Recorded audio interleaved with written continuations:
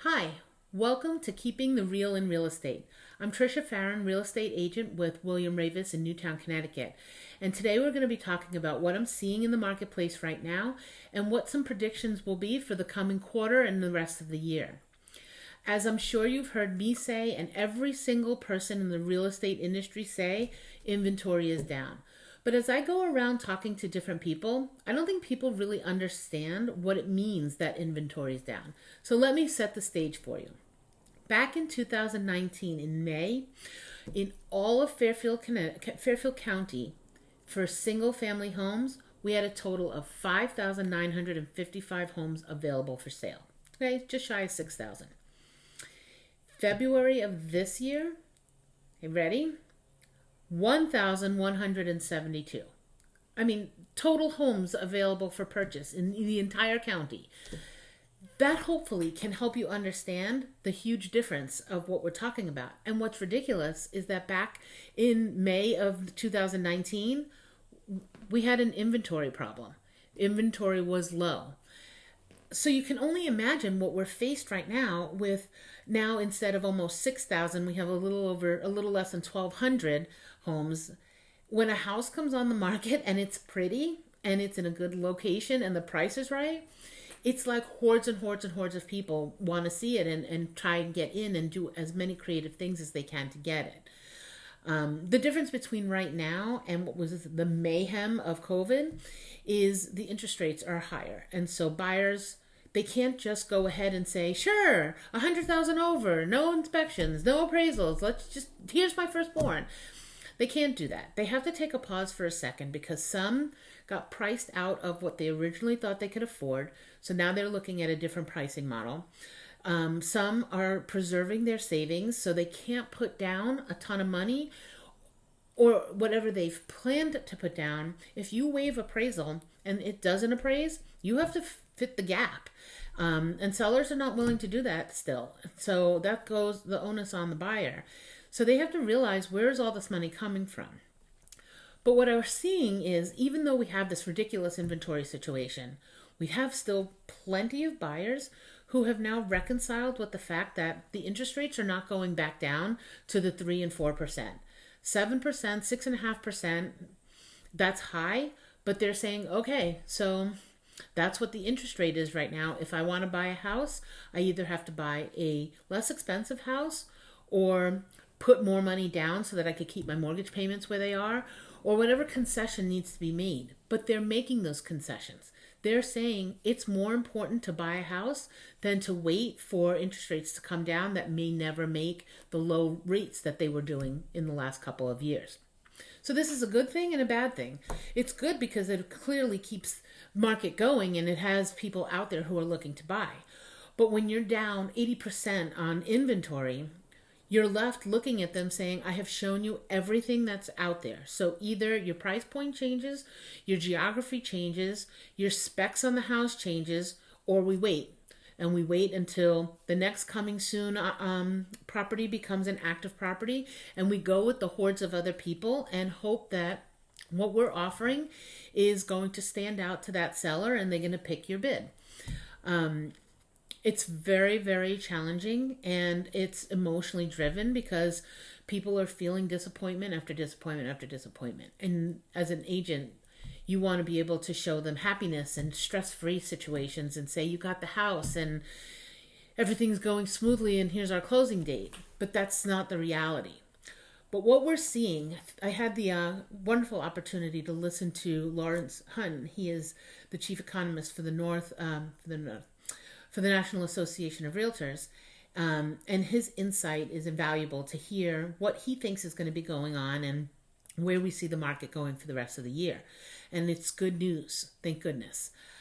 First of all, great news. He's believing that interest rates are going to level off and go closer to about 5.5% by the end of the year. I mean, that makes significant difference in a person's mortgage payment and what they can afford and their buying power. So that's great because if people are willing to buy now at the 6.5, 6.25, 6.75, depending on credit, they're going to be willing to buy at that 5.5. In addition, inventory is coming up. People are starting to get back to the idea that they can put their house on the market, it's a lag. So we're not feeling it just yet. But he's saying that by August, we should start to see an improvement and hopefully have a really good fall market, which would then push into next year as well. And maybe things leveling off and not be so much a seller's dominated market, where you can actually negotiate a deal and you can feel good about the advice that you're giving to your buyers. The interest rates play such a huge role. But you got the people who are renting, and I'm a firm believer that renting is good for a short amount of time to get you through, but this shouldn't be a lifelong decision. Not if you want to make generational wealth and really secure your future. When you're renting, you're paying 100% interest on somebody else's mortgage. None of it comes back to you.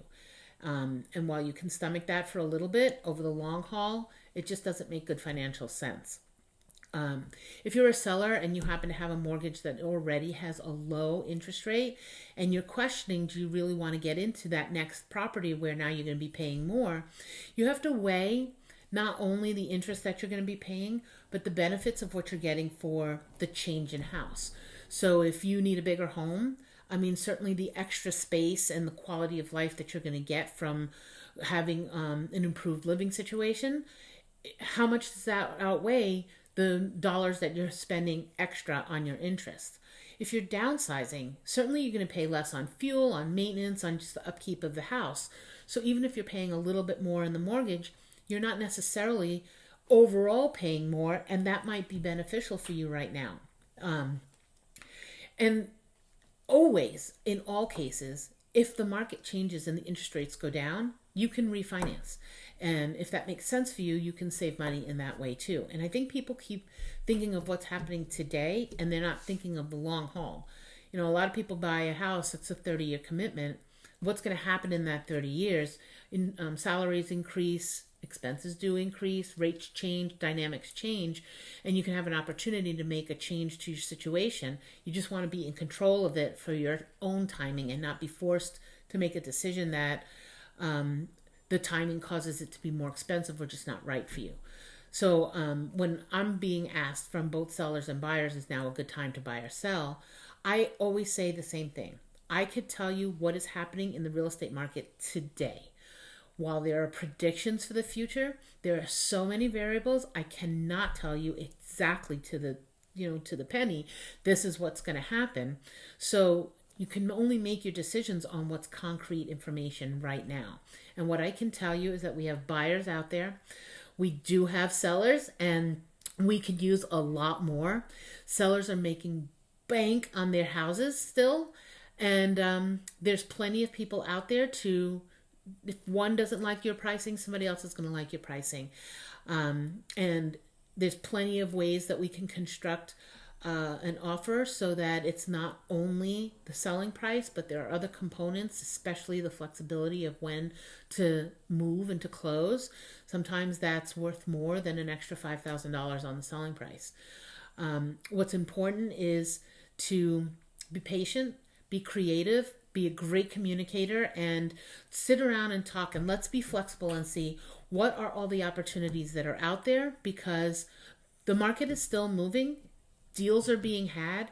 Investors are still buying properties and flipping them. Sellers are still selling and buyers are still buying. And as an agent, with the boots on the ground information that we have, we can help feed that into your planning. And even if you're not looking at doing something right now, you can start planning for the next several months, several years, whatever it is going to be your timeline. But I urge you to just reach out, talk to me. I'd be happy to sit down and have a cup of coffee, talk about, here's what I see when I go on a showing, when I talk to other agents, when I talk to buyers, when I talk to sellers. These are the conversations that we're having, and I can tell you what's happening in our local neighborhood. I can't tell you what's happening in California or Florida or Chicago. I could tell you what's happening in Connecticut. And I could tell you that properties are moving, houses are selling, there are plenty of buyers out there. And it looks like there's going to be even better news to tell as the year progresses. So I hope that this information is helpful for you and gives you a little food for thought. And certainly if you are interested in just learning a little bit more about the local market, I would be delighted. I will talk to you. I will have coffee with you. I will show you all sorts of different things, as I love to talk real estate.